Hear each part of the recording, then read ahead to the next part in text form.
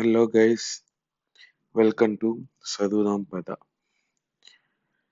ఈరోజు మనం science and technology చదువుదాం. So before starting science and technology, అంటే ఏమేం టాపిక్స్ ఉన్నాయి, సైన్స్లో ఏమున్నాయి, టెక్నాలజీలో ఏమున్నాయి, అది చూద్దాం. దెన్ దాని తర్వాత మనం ఒకసారి బ్రీఫ్గా టాపిక్స్ని డిస్కస్ చేద్దాం. Okay, right. మనకి తెలుసు పేపర్ 5లో science and technology and data interpretation ఉంది. ఇందులో మనకి మొత్తం 3 సెక్షన్స్ ఉన్నాయి. Section 1, section 2 and section 3. Section 1 వచ్చేసి the role and impact of science and technology. Section 2 వచ్చేసి modern trends in application of knowledge of science. And third వన్లో data interpretation and problem solving.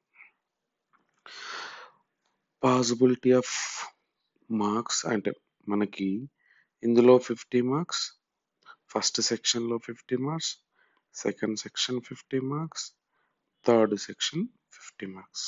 Okay, first section and second సెక్షన్లో 5 units ఉంటాయి.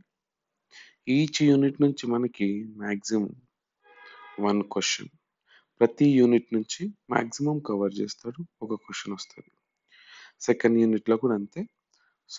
ఒక question వస్తుంది, 10 మార్కులు, internal choices ఉంటాయి. అదే section 3కి వచ్చేసి మనకి 30 క్వశ్చన్స్ ఇస్తాడు. ఇందులో మనం 25 క్వశ్చన్స్ మాత్రమే అటెంప్ట్ చేయాలి. ఈచ్ క్వశ్చన్ క్యారీస్ 2 మార్క్స్ ఉంటుంది. 50. ఓకే, ఇది సింపుల్ వే. నార్మల్గా ఇది మీకు అందరికీ తెలుసు, మనకు తెలిసిందే ఈ విషయం. ఈరోజు మనం సెక్షన్ 2ని చూద్దాం. అంటే ఎందుకు సెక్షన్ 2 అంటున్నంటే, సెక్షన్ 2 మ్యాక్సిమం అప్లికేషన్స్ అన్నాడు. Before going for the applications, okay, we will go for fundamentals. ముందుగా ఫండమెంటల్స్ చూసుకుందాం.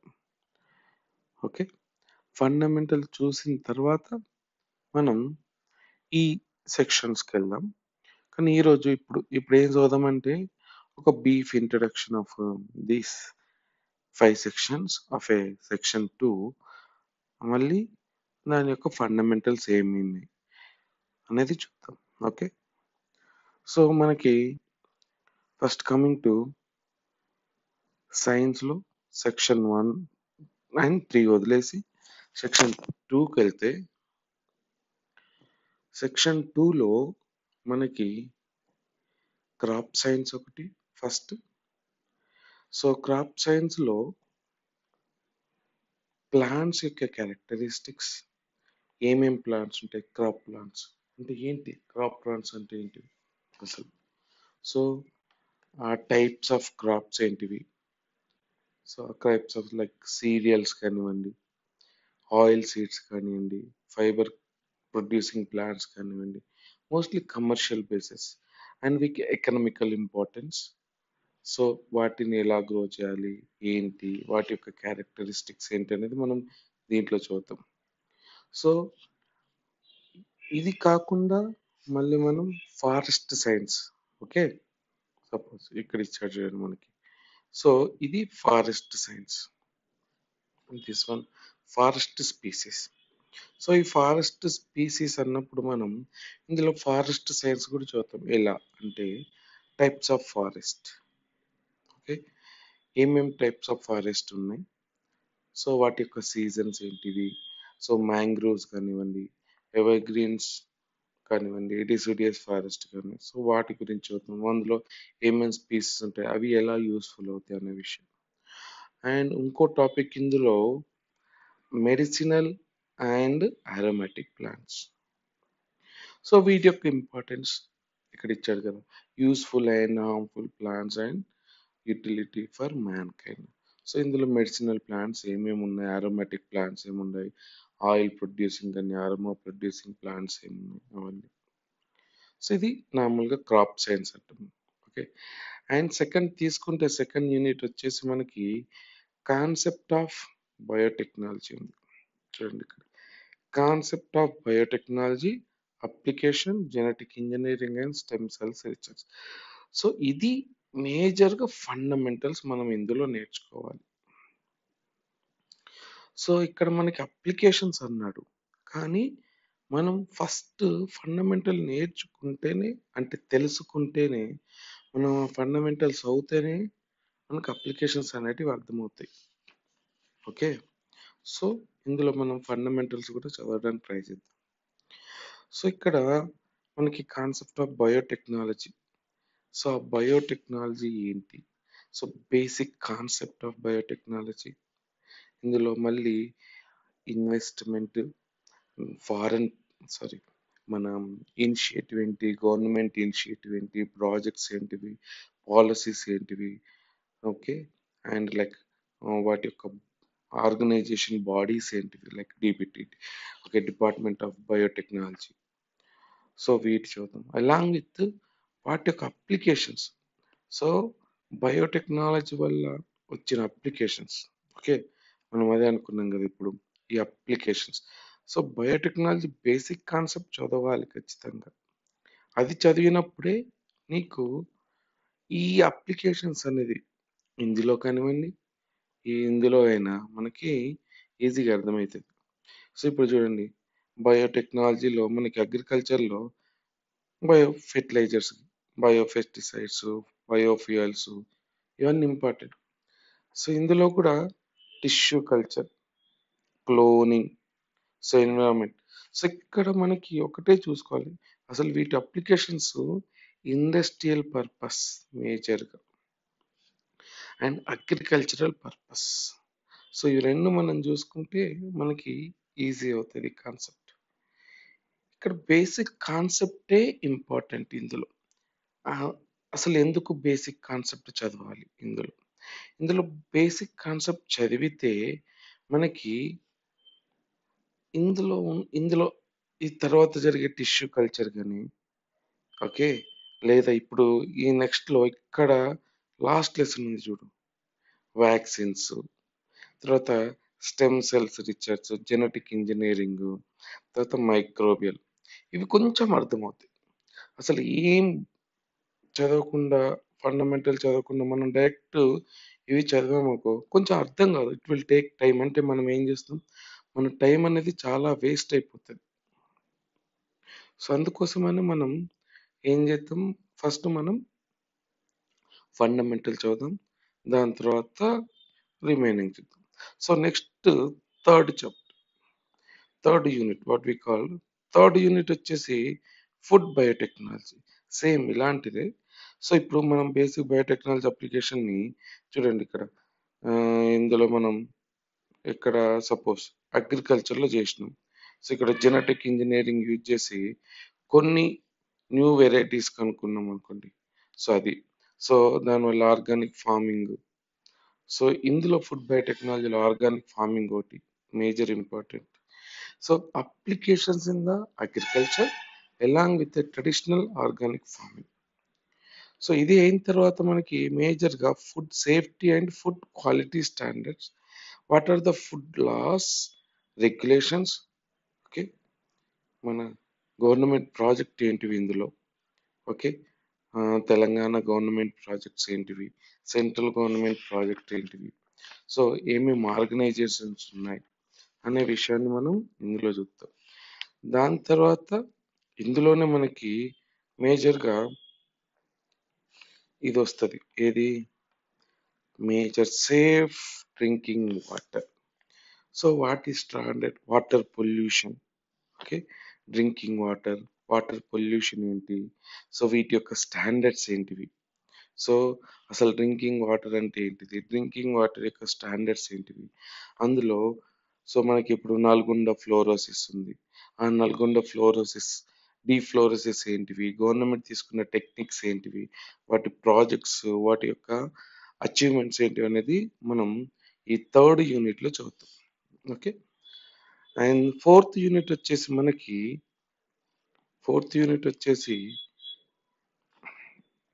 Microbial infections introduction. ఇక్కడ చూడండి, మైక్రోబియల్ ఇంట్రడక్షన్ అంటే మేజర్గా మనం ఇక్కడ ఫండమెంటల్స్ అని అనుకున్నాం కదా, ఆ ఫండమెంటల్ చదివినప్పుడు అర్థమైపోతుంది అసలు ఏంటివి ఇవి. ఇది నిజం చెప్పాలంటే మైక్రోబయాలజీ సైన్స్, మైక్రోబయాలజీ. సో మైక్రోబయాలజీలో so bacteria, viral, protozoa, fungal infections ఏమేమి ఉన్నాయి. సో మేజర్ వ్యాక్ ఒక బేసిక్, ఇక్కడ మనకి ఒకటే ఇచ్చాడు, బేసిక్ నాలెడ్జ్ అన్నాడు, అంటే ఒక ఇంపార్టెంట్ నాలెడ్జ్. ఆ నాలెడ్జ్ సో ఆఫ్ ఇప్పుడు డయేరియా కానివ్వండి, డిసెంట్రీ, కలరా, ట్యూబర్క్లోసిస్, మలేరియా, ఇవన్నీ, AIDS, encephalitis, chikungunya, bird flu, ఇవన్నీ మనకి ఈ యొక్క మైక్రో ఆర్గానిజం ద్వారా వస్తాయి కాబట్టి వాటి యొక్క నాలెడ్జ్, ఒక చిన్న బ్రీఫ్ ఇంట్రడక్షన్, అసలు కాన్సెప్ట్ ఏంటిది మనకి అనేది మనం చదువుతాం. సో దాని తర్వాత వాటిని ప్రివెంటివ్ మెజర్స్, అసలు ఎలా ప్రివెంట్ చేయాలి మనం వాటిని, ప్రికాషన్స్ ఏంటివి అనే విషయాన్ని ఈ చాప్టర్లో చదువుతాం. మొత్తం ఒక్కోసారి ఏమవుతుందంటే ఇన్ డీటెయిల్గా చదవాల్సి వస్తుంది కొన్నిటికి, కొన్నిటికి ఇన్ డీటెయిల్గా అవసరం లేదు, like contemporaries. Okay, and next and last one మనకి ఈ యూనిట్లో ఉన్న, సారీ ఈ సెక్షన్లో ఉన్న లాస్ట్ వచ్చేసి vaccination. Okay, vaccine. So vaccines introduction ఏంటి, అసలు ఇమ్యూనిటీ అంటే ఏంటిది, ఓకే, ఆ immunity fundamental concept of vaccination, అసలు వ్యాక్సినేషన్ అంటే ఏంటివి, వాటి యొక్క ట్రెడిషనల్ మెథడ్స్ ఏంటివి, అంటే వ్యాక్సిన్ ఎలా ప్రిపేర్ చేస్తారు, సో ఏం మెథడ్స్ యూజ్ చేస్తారు, అడ్వాన్స్డ్ టెక్నిక్స్ ఏంటివి. సో ఇవన్నీ, ఇందులో కొన్ని వ్యాక్సిన్స్ ఇస్తారు మనకి, like DPT and rabies vaccine చదివితే సరిపోతుంది. తర్వాత మోడర్న్ హెపటైటిస్ వ్యాక్సిన్.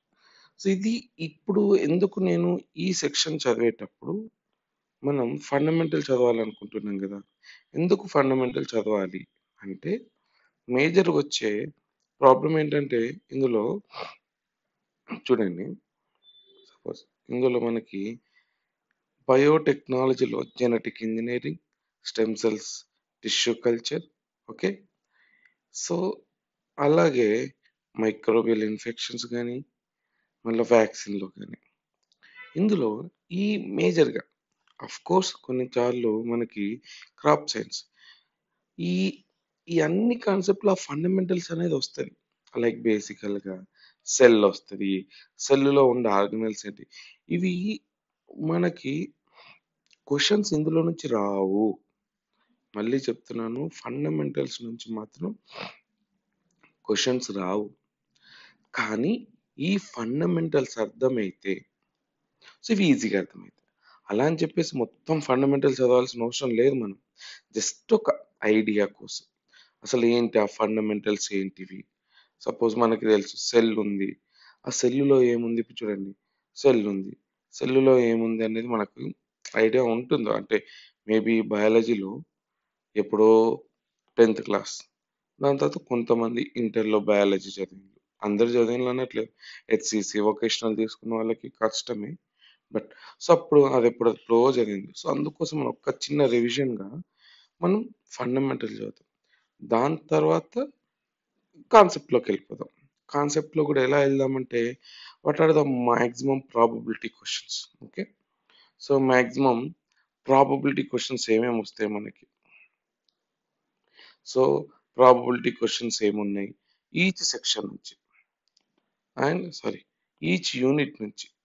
సో 5 యూనిట్స్లో ఎన్ని ప్రాబబిలిటీ క్వశ్చన్స్ వస్తాయి, వాటిని ఏ విధంగా మనం అటెంప్ట్ చేయాలి, ఎలా చదవాలి.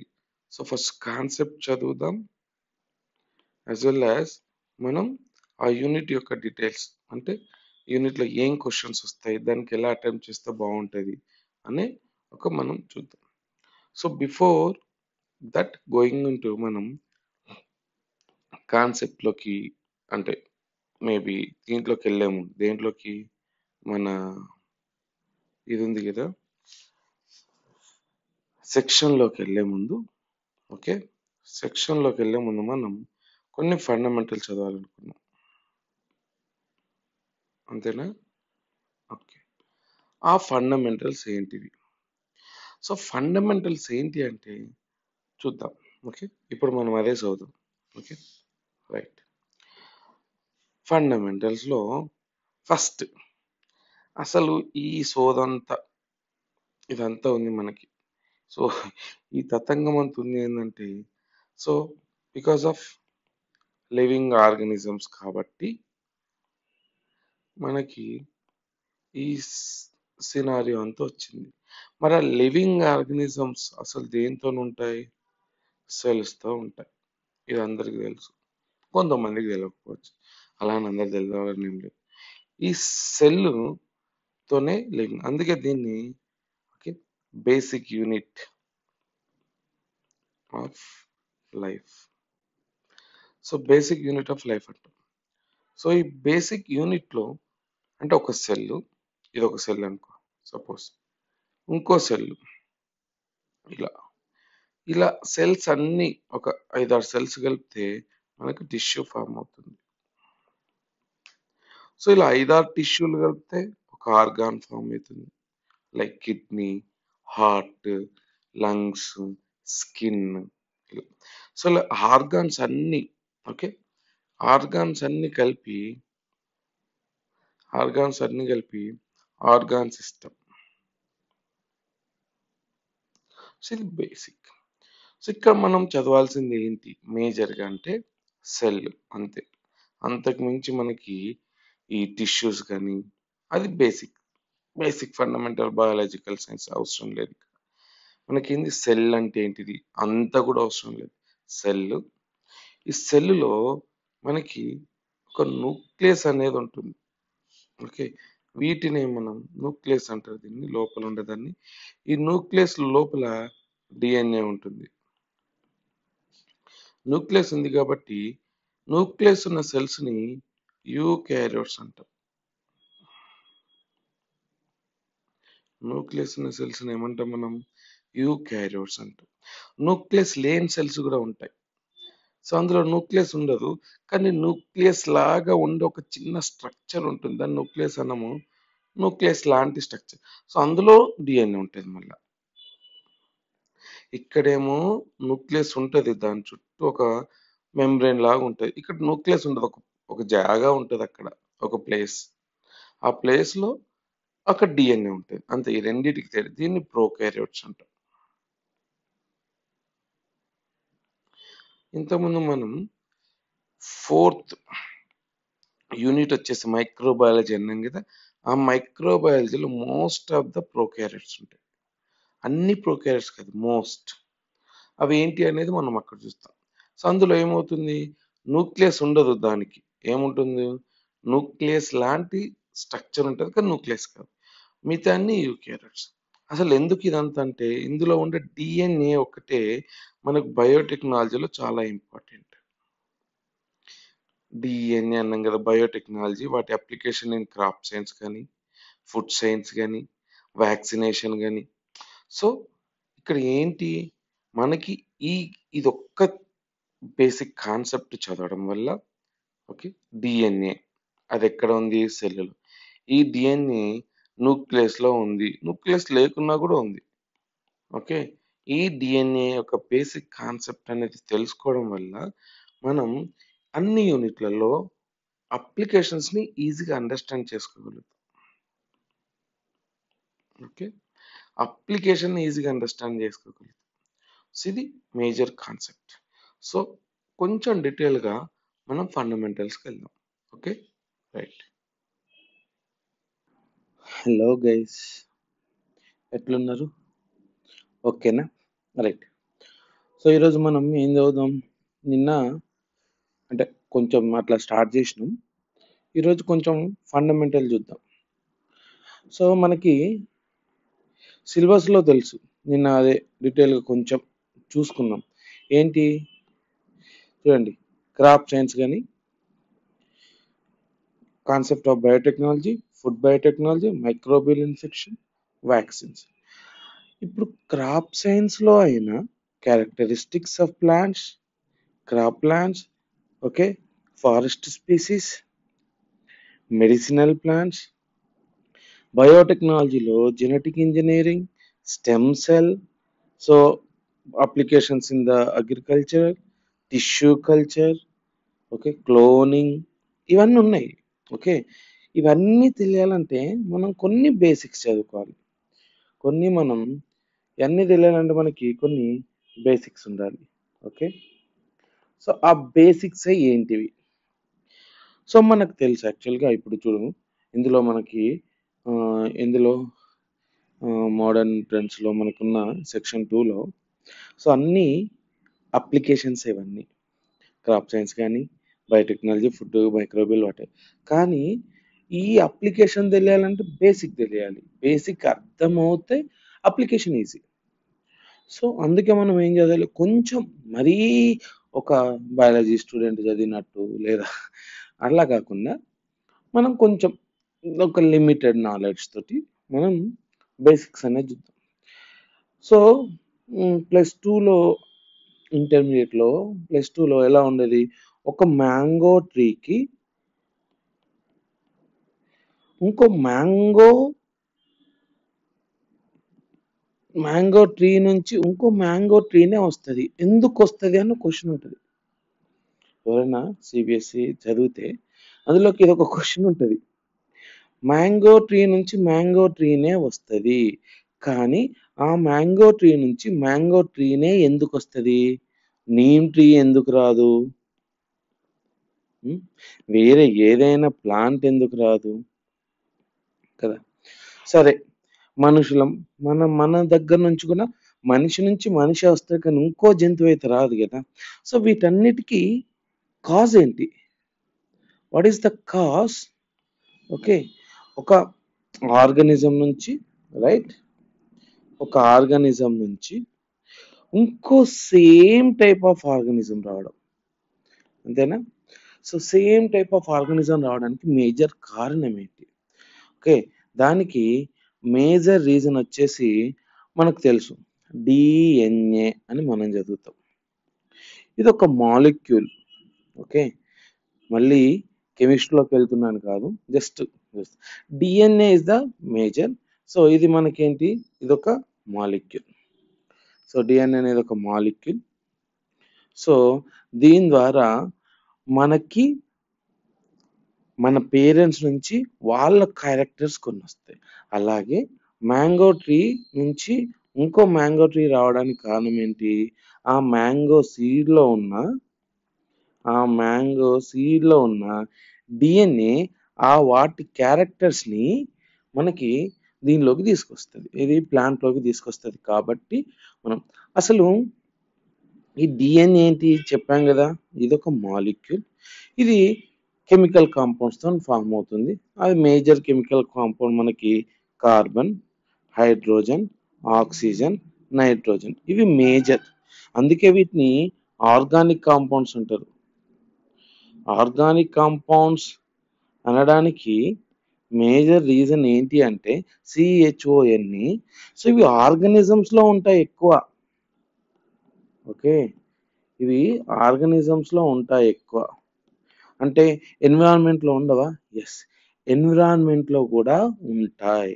కానీ ఎన్విరాన్మెంటా, ఓకే, ఎన్విరాన్మెంటా లేదా ఆర్గానిజం అంటే concentration of these elements will be high in case of, okay, high in case of organisms when compared to the environment. అందుకే మనం ఆర్గానిక్ కాంపౌండ్స్ అంటాం వీటిని. So whatever the compounds, okay, prepared by C H O N, తెలుసు కదా, C అంటే carbon, H అంటే hydrogen, O అంటే oxygen, N అంటే నైట్రోజన్.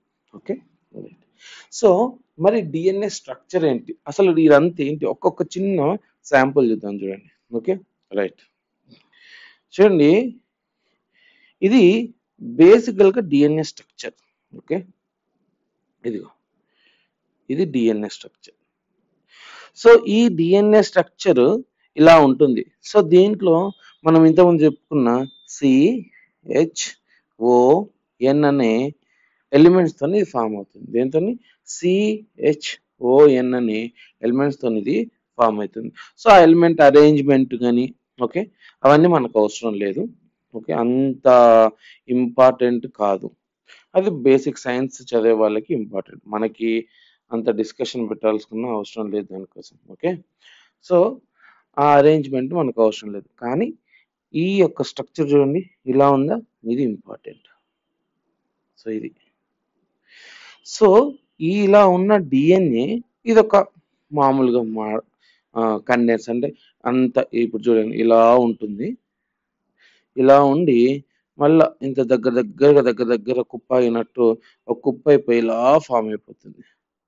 సో ఇలా ఫామ్ అయిపోతుంది మనకి. సో అందుకే మనకి చూడండి ఇప్పుడు ఇది ఎలా అయింది అలా. ఇదంతా ఒక కెమికల్, దాన్ని కండెన్సేషన్ అంటే మనకు అవసరం లేదంతా. సో ఇలా ఫామ్ అయింది. సో ఇలా ఫామ్ అయిన దాంట్లో చూడండి ఇది ఒక పార్ట్ ఉంటుంది కదా, ఈ పార్ట్లో ఒక్కొక్క పార్ట్లో ఒక్కొక్క క్యారెక్టర్ ఉంటుంది. ఏముంటుంది, ఒక్కొక్క పార్ట్లో ఒక్కొక్క క్యారెక్టర్ ఉంటుంది. ఆ క్యారెక్టర్ ఉన్న వాటిని మనం జీన్స్ అంటాం. ఇది ఇంపార్టెంట్ మనకి. సపోజ్ ఇప్పుడు మనకి బ్లాక్ హెయిర్ కావాలి. ఓకే, బ్లాక్ హెయిర్ కావాలి అంటే ఆ బ్లాక్ హెయిర్ ఉన్న క్యారెక్టర్ ఉన్న జీన్ అనేది ఈ డిఎన్ఏలో ఉంటేనే బ్లాక్ హెయిర్ వస్తుంది, లేకుంటే రాదు. వైట్ హెయిర్ ఉంటే వైట్ హెయిర్, గ్రే హెయిర్ ఉంటే గ్రే హెయిర్. తర్వాత మనం చదివి మన ఈ గ్రూప్ 1 ఇవన్నీ చదివి టెన్షన్ పడి వచ్చేది వేరు. బట్ నేను చెప్పేది ఏంది, ఫస్ట్ బేసికల్గా మనకి తాత నుంచి కానీ అమ్మమ్మ నుంచి మన పేరెంట్స్ నుంచి వచ్చేది. సో వాటిని మనం జీన్స్ అంటాం. సో ఇక్కడ మనకు genetic engineering, biotechnology major important. ఇక్కడనే మనకి జెనెటిక్ ఇంజనీరింగ్ ఇందులో చెప్పేది ఏంటిది, ఇందులో మనకి ఏముంటుంది, సో జీన్స్ ఉంటాయి. ఆ జీన్స్ని మనం మాడిఫై చేస్తూ ఉంటాం, అంటే మనకు అవసరాలకు తగ్గట్టు. సపోజ్ ఒక్కోసారి ఏమవుతుంది, ఇది ఒక పార్ట్ ఆఫ్ జీన్ అనుకో. సో ఈ పార్ట్ ఆఫ్ జీన్ని తీసేసి వేరే జీన్ పెట్టడం, దాన్నే జెనెటిక్ ఇంజనీరింగ్ అంటాం మనం. ఓకే, ఆర్ జెనెటిక్ మాడిఫికేషన్ అంటే ఇందులో జీన్ని మనం ఏం చేస్తున్నాం, చేంజ్ చేస్తున్నాం. అది ఎట్లా చేస్తాం అనేది కొంచెం అడ్వాన్స్లో అప్లికేషన్లో మనం చదువుతాం, ఇప్పుడు కాదు అది, జస్ట్ ఇక్కడ ఫండమెంటల్. సో ఇలా ఏంటి, అలా ప్రతి క్యారెక్టర్స్ అన్ని ఈ జీన్స్ రూపంలో డిఎన్ఏ మీద ఉంటాయి. అలా ఉన్న డిఎన్ఏ అంతా ఇలా కండెన్స్ చేసాయి, ఇలా ఒక్కొక్క కుప్పలాగా అయిపోయి ఇలా ఫామ్ అవుతుంది. ఓకే, ఇక్కడ నుంచి మరి ఇదైనా ఈ డిఎన్ఏ ఎక్కడ ఉంటుంది మరి మన బాడీలో. సో డిఎన్ఏ అనేది న్యూక్లియస్ లో ఉంటుంది. ఇది న్యూక్లియస్. ఆ న్యూక్లియస్ ఎక్కడ ఉంటుందంటే సెల్లులో ఉంటుంది. ఇది న్యూక్లియస్. సరే వేరే కలర్ చూద్దామా, మాకు రైట్, గో ఫర్ బ్లాక్. ఇది న్యూక్లియస్. సో ఇది పార్ట్ న్యూక్లియస్ అన్నట్టు. సో ఈ న్యూక్లియస్ లోపల ఈ డిఎన్ఏ ఉంటుంది. ఇది చూడండి ఎక్స్ షేప్ అనుకున్నాం కదా మనం, ఎక్స్ షేప్ లో ఉన్న ఇదే మనం చదువుకున్న ఇది. సో ఇప్పుడు ఈ డిఎన్ఏ న్యూక్లియస్ లోపల ఉంటుంది, ఆ న్యూక్లియస్ సెల్లులో ఉంటుంది. కానీ ఇప్పుడు చూడు, మనం కొన్ని ఆర్గానిజమ్స్ లైక్ మైక్రోబయాలజీ మనకు ఒకటి సెక్షన్ 2లో 4th యూనిట్ ఉంది, మైక్రోబయాలజీ. అదే ఇన్ఫెక్షన్స్, రోగాలు దేని ద్వారా వస్తాయి. సో వాటిల్లో ఏమవుతుందంటే, సో వాటిల్లో మనకి ఈ న్యూక్లియస్ అనేది ఉండదు. అంటే అది ఎలా ఉంటుంది అంటే, సపోజ్ ఇది చూద్దాం. ఓకే, ఇదొక సెల్ అనుకుందాం. ఓకే, ఈ సెల్లులో లోపల న్యూక్లియస్ అంటే ఒక మెంబ్రెయిన్ లాగా ఉంటే, దాని లోపల మళ్ళీ మనకి ఏముంటుంది, ఒక ఇది డిఎన్ఏ ఉంటుంది. ఇది నార్మల్గా న్యూక్లియస్, సెల్, డిఎన్ఏ. కానీ మైక్రో ఆర్గానిజమ్స్ ఉంటాయి కదా, మోస్ట్ ఆఫ్ ద మైక్రో ఆర్గానిజమ్స్కి ఎలా ఉంటుంది, మోస్ట్ ఆఫ్ ద మైక్రో ఆర్గానిజమ్స్కి సెల్ ఉంటుంది, కానీ డిఎన్ఏ మాత్రమే ఉంటుంది. ఓకే, డిఎన్ఏ మాత్రమే ఉంటుంది, దాని చుట్టూ మెంబ్రెయిన్ ఉండదు. ఇది పెద్ద తేడా. ఓకే, సో అప్పుడు మనకి ఏమవుతుందంటే చూడండి, ఇప్పుడు నేను ఇక్కడ దాకా వెళ్ళాలి అంటే ఫస్ట్ దీన్ని దాటుకోవాలి, దాని నుంచి దీన్ని దాటాలి, దాని లోపలికి వెళ్ళాలి. అంటే ఇప్పుడు నేను ఈ జీన్ని తీయాలంటే ఇందులో ఉన్న డిఎన్ఏని తీసి జీన్ చేంజ్ చేయాలంటే ఏం చేయాలి? సో ఇవన్నీ తీయాలి. కానీ మైక్రో ఆర్గానిజమ్స్లో అలా అవసరం లేదు, ఈజీ. అందుకే మనం ఏం చేస్తామంటే బయోటెక్నాలజీ స్టడీస్కి మైక్రో ఆర్గానిజమ్స్ యూజ్ చేస్తాం. ఎందుకు? ఇప్పుడు ఒక జీన్ని తీయాలంటే ఇది చాలా ఈజీ ప్రాసెస్ కదా.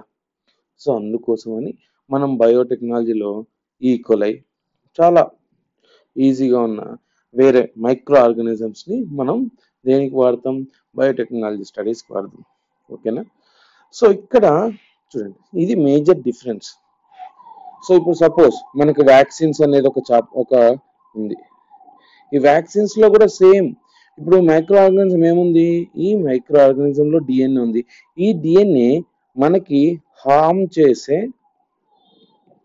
అంటే మనకి హాని కలిగించే జీన్స్ ఉన్నాయనుకోండి, ఆ జీన్స్ ని మనం ఏం చేయాలి? ఆపేయాలి, లేదా ఆ జీన్స్ ని తీసేయాలి. ఓకే, ఆ జీన్స్ ని తీసేయాలంటే ఏంటి? సపోజ్ ఆ జీన్స్ ని తీసేయడానికి మనం ఎలాంటి మెకానిజం వాడతాం అనేది మనం వ్యాక్సిన్ లో చూద్దాం, లేదా ఇమ్యునైజేషన్ అంటాం, అది తర్వాత చూద్దాం. ఓకే, సో ఇక్కడ వరకు అర్థమైంది, రైట్. సో ఇప్పుడు మనం ఏం చేద్దాం ఇక్కడ? సో ఇప్పుడు ఇదొక టైప్ ఆఫ్ సెల్, ఇదొక టైప్ ఆఫ్ సెల్, ఇది మైక్రో ఆర్గానిజం అనుకున్నాం, ఇది నార్మల్. దీనికి ఏముంది? మనకి దీని చుట్టూ న్యూక్లియస్ ఉంది. సో ఇలాంటి సెల్స్ అన్ని కలిపితే ఒక 5-6 అని కలిపితే ఒక గ్రూప్ అయింది కదా. అట్లా కొన్ని సెల్స్ అన్ని కలిపితే ఏమవుతుందంటే ఒక టిష్యూ అవుతుంది. ఆ టిష్యూ కలిపితే ఆర్గాన్ అవుతుంది. ఆర్గాన్ కలిపితే ఆర్గాన్ సిస్టమ్ అవుతుంది. ఆర్గాన్ సిస్టమ్ని మనం ఆర్గానిజం అంటాం. ఏమంటాం? ఆర్గానిజం. ఓకే, సో ఇప్పుడు ఈ ఆర్గానిజంలో ప్లాంట్లో ఒక ఆర్గానిజమే, ఎనిమల్స్ కూడా ఆర్గానిజమే కదా. సో ఇప్పుడు ప్లాంట్లో మనకి క్రాప్ సైన్స్ ఒకటి ఉంది. ఈ క్రాప్ సైన్స్ తో పాటు మనకి చూడండి, బయోటెక్నాలజీలో సిలబస్ గుర్తుండాలి ఖచ్చితంగా మనకి. బయోటెక్నాలజీలో అప్లికేషన్స్ అనేది ఒక పార్ట్ ఉంది కదా. అప్లికేషన్స్ లో ఏం చేయాలి? అందులో కూడా జెనెటిక్ ఇంజనీరింగ్ వస్తుంది. అంటే ఏంటి? ఇదొక సెల్ ఉంది, అంటే ప్లాంట్ సెల్. ఇది ఇప్పుడు ప్లాంట్ నుంచే కదా. ఈ ప్లాంట్ సెల్లో డిఎన్ఏ ఉంది. ఆ డిఎన్ఏ లోపల ఏం చేస్తామంటే రోగ నిరోధక శక్తి ఉన్న ఒక జీన్ ని తీసుకున్న చేసినాం అనుకో, అప్పుడు ఏమవుతుంది? ఆ జీన్ అనేది అంటే వ్యాక్సిన్ అంటే ఆ ఏదన్నా మైక్రో ఆర్గానిజం వచ్చిందనుకో, దాంతో సపోజ్ ఇది ఒక మైక్రో ఆర్గానిజం దీని లోపలికి ఎంటర్ అయిందనుకో, అప్పుడు ఏమవుతుంది? మనం ఏదైతే జెనెటిక్ ఇంజనీరింగ్ ద్వారా ఒక జీన్ ని పంపించామో, ఆ జీను ఈ మైక్రో ఆర్గానిజంతో ఏం చేస్తుంది? ఫైట్ చేస్తుంది. సో అప్పుడు ఆ మైక్రో ఆర్గానిజం గ్రోత్ కాకుండా చూస్తుంది. సో ఇలా మనకి అప్లికేషన్ పార్ట్ అన్నట్టు, అర్థమైందా? సో అదే ఎనిమల్స్ లో కూడా సేమ్ ప్రాసెస్, ప్లాంట్స్ లో కూడా same process. Suppose drought condition వచ్చింది. ఓకే, సో ఇప్పుడు మనకి డ్రాట్ కండిషన్ వచ్చింది. ఆ డ్రాట్ కండిషన్ లో వాటర్ లెవెల్స్ ఏమైపోతాయి? తగ్గిపోతాయి. అంటే మనం ఏం చేయాలి? వాటర్ రెసిస్టెంట్ ఉండాలి మన ప్లాంట్. సో ఈ వాటర్ రెసిస్టెంట్ ఉండాలంటే దానికి సంబంధించిన జీన్ని మనం ఆ ప్లాంట్ లో ఇంక్లూడ్ చేసామనుకో, అప్పుడు ఏమవుతుంది? వాటర్ రెసిస్టెంట్ పెరుగుతుంది. అంటే వాటర్ లేకున్నా మనకి ప్లాంట్ అనేది ఏమవుతుంది? గ్రో అవుతుంది. అలానే కొన్నిసార్లు సపోజ్ మనకి ఈల్డ్ ఇంక్రీజ్ అవ్వడానికి కూడా అలాంటి జీన్స్ యూజ్ చేస్తాం మనం. రైస్ లో మేజర్ గా మనకి చూడండి, గ్రీన్ రెవల్యూషన్ వచ్చింది కదా. ఈ గ్రీన్ రెవల్యూషన్ లో మనకి మేజర్ పార్ట్ ఇదే. సో రైస్ ని ఏం చేసాం మనం? ప్రొడక్షన్ లో రైస్ ఈల్డ్ ని పెంచాం ఎక్కువ. ఓకే, రైస్ ఈల్డ్ ని మనం పెంచాం అంటే సపోజ్ ఒక ఎకరం పొలం మనకి ఎంత ఇస్తుంది? ఎగ్జాక్ట్ గా నాకు తెలియదు, బట్ చెప్తున్నా. సపోజ్ 100 క్వింటాల్ అనుకుందాం. సపోజ్, మళ్ళీ కామెంట్ పెట్టకండి. సో 100 క్వింటాల్ ఇచ్చింది అనుకో, అదే మనం కొంచెం వెరైటీస్ అంటాం కదా, ఈ వెరైటీ ఆఫ్ రైస్ అంటాం కదా. ఇప్పుడు there are different varieties of rice ఉన్నాయి. సో అలా ఆ వెరైటీస్ ఎలా అంటే జెనెటిక్ చేంజెస్ ఉన్న వెరైటీస్ లో ఈల్డ్ ఏమవుతుంది, కొన్నిసార్లు 150 కావచ్చు, కొన్ని 200 కూడా కావచ్చు.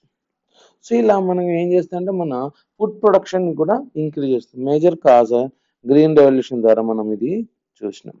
ఓకే, సో ఇది బేసిక్ సైన్స్ లో మనం ఇక్కడ నేర్చుకోవాల్సింది ఇది. సో దీనికి కొంచెం అంత డీటెయిల్ గా మనం వెళ్ళాల్సిన అవసరం లేదు. చూడండి, ఇది డిఎన్ఏ, దీంట్లో కొన్ని జీన్స్ ఉంటాయి. ప్రతి జీన్స్ ఉంటే వాటి వల్లనే క్యారెక్టర్స్ వస్తాయి. అది ఏ క్యారెక్టర్ అయినా కానివ్వండి. సో దాని నుంచి అది ఎందులో ఉంటుంది, న్యూక్లియస్ లో ఉంటుంది. ఆ న్యూక్లియస్ సెల్లులో ఉంటుంది. మరి ఇక్కడ ఒక మేజర్ డ్రాబ్యాక్ ఏం తెలుసా, ఈ సెల్ అనేది ఇష్టం ఉన్నట్టు ఉండదు.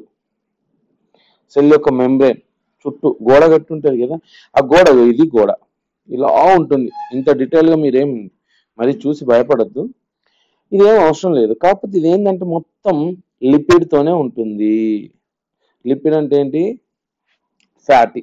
ఓకే, మన భాషలో ఆయిల్, ఫ్యాట్. ఓకే, సో దాంతోనే మేడప్ అయింది. అంటే ఇప్పుడు మనం వాటర్ పోసినాం అనుకో, సపోజ్ లోపలికి పోదు అంత ఈజీగా. ఇక్కడ ఏదన్నా ఛానల్ ఉందనుకో, దాని నుంచే పోతుంది. అదే ఆయిల్ వేసినాం అనుకో, ఇట్లా పోతుంది ఈజీగా అంతా. సో ఇక్కడ ఈ విషయం ఎందుకు చెప్పాల్సి వచ్చిందంటే, సపోజ్ కొన్నిసార్లు మనకి ఏమవుతుందంటే, చూడండి, water soluble, okay, water soluble or water insoluble అనే వర్డ్ వస్తుంది. Water soluble, water insoluble drugs అని, వ్యాక్సిన్స్ అని, వాట్ ఎవర్. సో అంటే ఏమవుతుంది, సో ఇదొక సెల్, ఇది న్యూక్లియస్, ఓకే సార్, ఇది డిఎన్ఏ అనుకుంది. సపోజ్ వాటర్ సాల్యుబుల్ అయింది అనుకో, వాటర్లోనే అవుతుంది. అప్పుడు ఏమవుతుంది, ఇదంతా లిపిడ్ కదా, ఇది దీని లోపలికి పోదు. అదే వాటర్ ఇన్సాల్యుబుల్ అంటే ఫ్యాట్ సాల్యుబుల్. కన్ఫ్యూజ్ అవుతే సారీ, ఒకసారి అర్థం చేసుకోండి. వాటర్ సాల్యుబుల్ అంటే ఏంటి, వాటర్లో ఉంటుంది. ఇక్కడ ఒక లిపిడ్ లేయర్ ఉంటుంది కదా, దాన్ని దాటి పోలేదు అది. ఎందుకు, ఇదంతా ఫ్యాట్ ఆయిల్ కదా, పోలేదు. అదే సపోజ్ ఫ్యాట్ సాల్యుబుల్ అనుకో, ఇది కూడా ఫ్యాటే కాబట్టి దీని లోపల నుంచి మెల్లగా వెళ్ళి జెనెటిక్ మీద యాక్ట్ చేస్తుంది. సో ఇలా ఉంటాయి. సో ఇది మనం నేర్చుకోవాలి ఇక్కడ మేజర్గా మనం నేర్చుకోవాల్సింది ఇది. ఓకే, సో ఈ క్రాప్ సైన్స్ లో బయోటెక్నాలజీ వచ్చి బయో ఫర్టిలైజర్స్ కానీ, పెస్టిసైడ్స్ కానీ, బయోఫ్యూయల్స్, టిష్యూ కల్చర్. సో ఇవన్నిటికీ మేజర్ కారణం ఏంటి అంటే ఇది డిఎన్ఏ. ఇది కల్ప్రిట్ అనొద్దు కానీ అది కల్ప్రిట్. ఓకే, సో దీన్ని మనం కొంచెం ఇది అర్థమైతే మనకి నెక్స్ట్ అర్థమవుతుంది. ఎందుకు, మనకు మొత్తం ఇంకా బయోటెక్నాలజీలో ఆ జీన్ని తీసి ఇక్కడ పెట్టడం, ఈ జీన్ని తీసి అక్కడ పెట్టడం. సో ఇప్పుడు ఈ జీన్స్ వల్లనే మనకి క్యారెక్టర్స్ అనేటివి మనకు వస్తాయి. సో ఈ వచ్చిన క్యారెక్టర్ అది ఏ విధంగానే ఉండొచ్చు.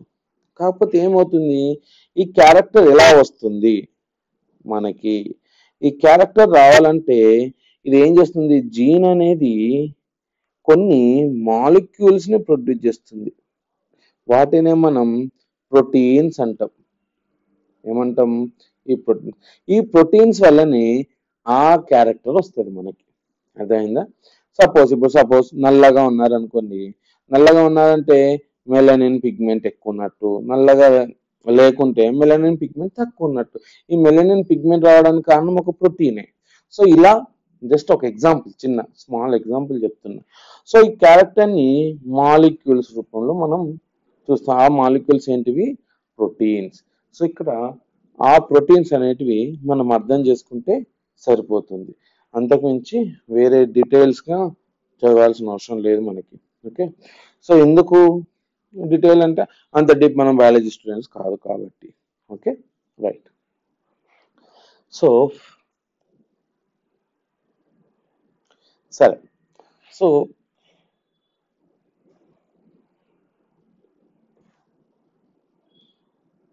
Okay, right. సో నెక్స్ట్ ఏంటి, నెక్స్ట్ చూడండి, మనకి ఈ మైక్రోబియల్ ఇన్ఫెక్షన్స్ అని ఉన్నాయి కదా, ఇందులో ఇంతకుముందే మనం చదువుకున్నాం కొన్నిట్లలో మైక్రో ఆర్గానిజమ్స్లలో న్యూక్లియస్ ఉండదు కదా, కొన్నిట్లలో న్యూక్లియస్ ఉంటుంది. కానీ ఏమవుతుంది, డిఎన్ఏ అనేది ఇందులో ఉంది కానీ దీని చుట్టూ ఇంకో ప్రొటెక్టర్ ఉంది, దీని చుట్టూ లేదు. ఇది మైక్రో ఆర్గానిజం, ఇది నార్మల్ సెల్. వీటినే మనం యూకారియోట్స్ అంటాం. అంత డీటెయిల్గా మీరు గుర్తుపెట్టుకుంటే పర్లేదు. ఇది ప్రోకారియోట్, ఎప్పుడో ఒకప్పుడు అడుగుతుంది. ప్రోకారియోట్స్. ఓకే, అంటే క్యారియో అంటే ఏం లేదు, మీనింగ్ జస్ట్ రిమైండర్. క్యారియో అంటే న్యూక్లియస్ అని అర్థం. అంటే ఇక్కడ న్యూక్లియస్ లేదు కదా సార్, మరి ప్రోకారియో న్యూక్లియస్ లేదు కదా ప్రోకార్ అంటే, న్యూక్లియస్ లేదు కానీ న్యూక్లియస్ లాగా ఉండే ఒక చిన్న స్ట్రక్చర్ ఉంటుంది, అట్లా అట్లా ఇలా ఉంటుంది. కానీ దానికి అంత బార్డరింగ్ ఏం లేదు, గోడ గట్టి ఏమి ఉండదు.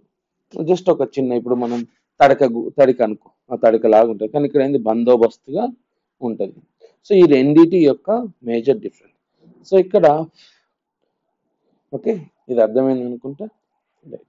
సో మనం డీటెయిల్గా కొంచెం, అంటే ఇప్పుడు ఈ చదివిన ఈ వీటితో పాటు కొంచెం డీటెయిల్గా ఈ కాన్సెప్ట్ ఉంది కదా, ఏది క్రాప్ సైన్స్ కానీ బయోటెక్నాలజీ, ఇవన్నిటిని మనం తర్వాత కొంచెం డీటెయిల్గా ప్రతిదీ, అంటే ప్రాబబిలిటీ ఆఫ్ క్వశ్చన్స్ ఏమొస్తాయి మనకి, అంటే ఎలాంటి టైప్స్ క్వశ్చన్స్ వస్తాయి, probability of questions. Okay, probability of questions ఏమొస్తాయి, వాటికి మనం ఎలా ఆన్సర్ చేయాలి, ఆ కాన్సెప్ట్ ఏంటిది అనేది మనం తర్వాత చూద్దాం. ఓకేనా, అందరు బాగా చదవండి. ఓకే, మర్చిపోకండి, మీకు మా కంటెంట్ నచ్చినట్టయితే ఓకే ఏం చేయాలి, ఐడియా ఉందా? రైట్, మీకు మా కంటెంట్ నచ్చినట్టయితే please share and subscribe. Of course like button కూడా కొట్టాలి. Right, okay,